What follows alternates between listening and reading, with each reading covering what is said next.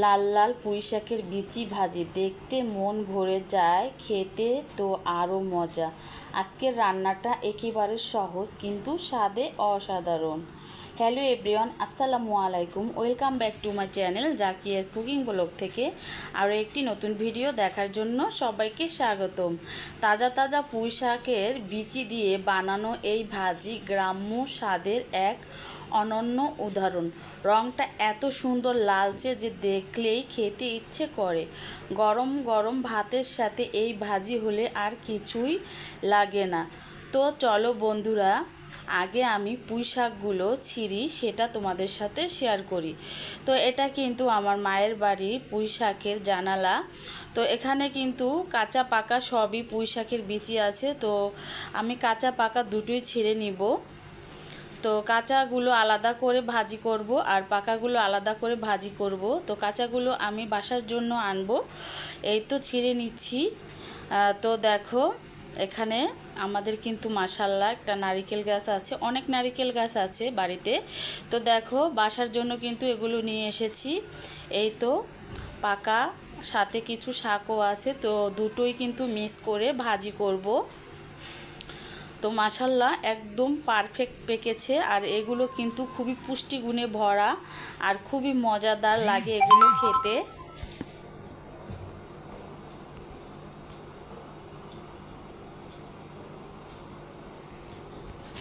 তো আমি কিন্তু বিচিগুলো ভালোভাবে দেখে দেখে একটা কেচির সাহায্যে কেটে নিচ্ছি। রঙটা এত সুন্দর লালচে যে দেখলেই খেতে ইচ্ছে করে। কম মশলায় কিন্তু স্বাদে একদম পারফেক্ট। খুবই অল্প উপকরণ তৈরি করা যায় এই মজাদার রেসিপি। ঘরের সহজ রান্না কিন্তু ভালোবাসায় ভরা। এই পুঁই শাকের বিচি ভাজি শুধু সুস্বাদু নয়, পুষ্টিকর ও বটে। তো দেখো, কেচির সাহায্যে কিন্তু আমি বিচিগুলো ছাড়িয়ে নিচ্ছি এবং এখান থেকে ভালো ভালো যে পাতাগুলো আছে সেগুলোও কিন্তু নিয়ে নিচ্ছি।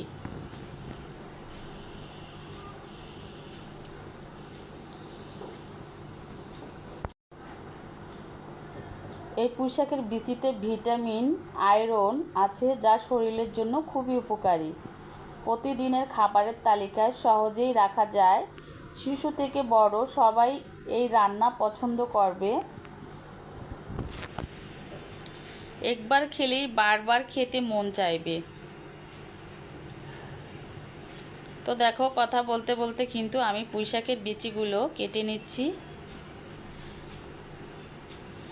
এর মধ্যে আরও একটা কিছু অ্যাড করব, সেটা দিলে তো খেতে আরও ভালো লাগবে, অনেক স্বাদ বাড়িয়ে দিবে।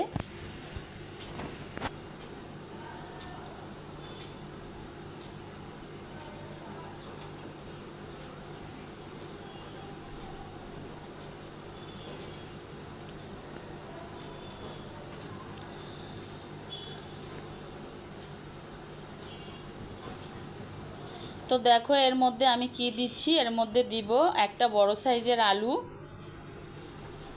তো আলুটা একদম মিডিয়াম সাইজ করে কেটে নেব, কুচি কুচি করে, একদম কুচি কুচি করব না। এই আলুটা দেওয়ার কারণে কিন্তু এই পুঁই শাকের ভাজি যখন করব তখন কিন্তু আরও স্বাদটা বেড়ে যাবে।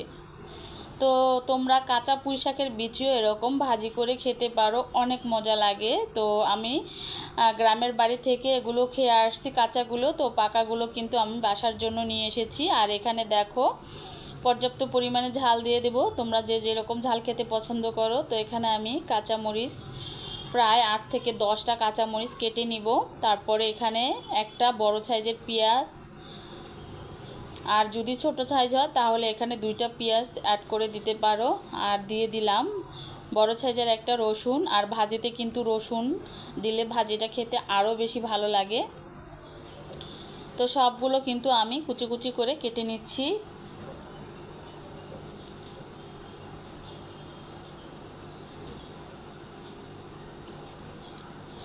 গ্রামের রান্না সেই পুরনো স্বাদ ফিরে আসে এই ভাজিতে। আর মাটির চুলায় করলে স্বাদটা আরও বেড়ে যায়। তো যেহেতু মাটির চুলায় রান্না খেয়ে এসেছি, অনেক ভালো লেগেছে। এখন আমি গ্যাসের চুলায় রান্না করব, তারপরও কিন্তু অনেকটা মজা লেগেছিল খেতে। তো দেখো সবগুলো কাটাকাটি হয়ে গিয়েছে এবং নর্মাল পানি দিয়ে খুব সুন্দর করে পরিষ্কার করে ধুয়ে নিয়েছি। তো প্রথমেই কিন্তু আমি চুলায় বসিয়ে দিয়েছি কড়াই, কড়ার মধ্যে কিন্তু পুঁইশাকের বিচি, শাক সব উপকরণগুলো দিয়ে দিয়েছি। আর এখানে দিয়েছি একটা পেঁয়াজ কুচি, আর দিয়েছি কাঁচা মরিচ যতগুলো কেটে নিয়েছিলাম, আর দিয়ে দিলাম 1 চা চামচের মতো হলুদের গুঁড়ো, আর দিয়েছি স্বাদ মতো লবণ।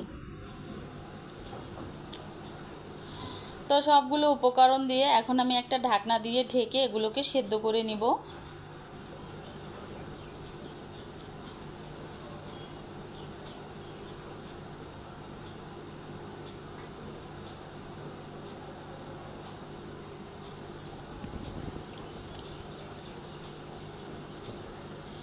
একেবারে ঘরোয়া স্টাইলে রান্না করা হচ্ছে, তেল মশলা ঝামেলা কম, তাই হালকা খাবার হিসাবে দারুণ। স্বাস্থ্য আর স্বাদে সুন্দর এই রান্না, দেখতে সুন্দর, খেতে মজা, এক কথায় পারফেক্ট। পরিবারের সবাই মিলে খাওয়ার জন্য আদর্শ একটি পদ। গরম ভাতের সাথে রান্নাটা করতে সময়ও লাগে খুবই কম। ব্যস্ত সময়ে সহজভাবে এই রান্নাটা তৈরি করে নিতে পারো। একদম ফ্রেশ আর হেলদি একটি খাবার। বাংলার ঐতিহ্যবাহী রান্না একটা ছোট উদাহরণ। পুঁইশাকের বিচি আসলেই স্বাদ এখানে ফুটে ওঠে। তো দেখো সব কিন্তু সেদ্ধ হয়ে গিয়েছে, আর এখন এটাকে আমি বাগার দিয়ে দিব রসুন আর হলো পেঁয়াজ কুচি দিয়ে।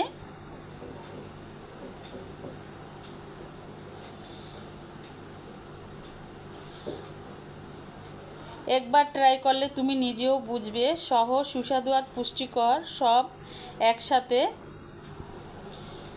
তো দেখো পেঁয়াজ এবং রসুনগুলো কিন্তু একদম লালচে করে ভেজে নিতে হবে। খুব সুন্দর একটা ফ্লেভার বের হয়ে এসেছে রসুন ভাজার কারণে এবং সাথে পেঁয়াজ।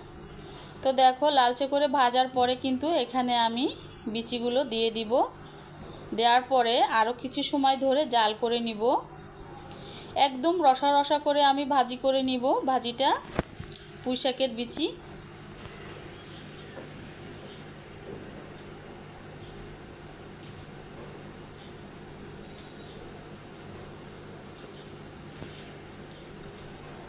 তো দেখেই বুঝতে পেরেছো কালারটা কতটা সুন্দর হয়েছে। মাশাআল্লাহ, খেতেও অনেক মজাদার। তো তোমাদের সাথে কিন্তু আমি খাবারটা শেয়ার করব বন্ধুরা। তো সেই পর্যন্ত অপেক্ষায় থাকো। আর যারা দেখতে দেখতে এখন একটা লাইক দাও নাই, অবশ্যই একটা লাইক দিয়ে যুক্ত থাকো। তো দেখো আমি কিন্তু একটা প্লেটের মধ্যে বেড়ে নিচ্ছি। মাশাআল্লাহ মাশাআল্লাহ, অনেক সুন্দর কালার হয়েছে।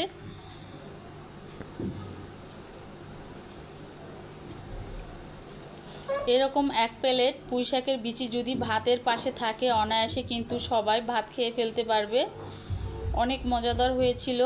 আর এই তো শুকনা মরিচ, উপরে কিছু শুকনা মরিচ ভেঙে দিচ্ছি যাতে খুব সুন্দর একটা ফ্লেভার বের হয় এবং ভাতের সাথে খেতে খুব ভালো লাগে। তো দেখো ডেকোরেশনটা কেমন হয়েছে অবশ্যই জানাবে কমেন্টের মাধ্যমে।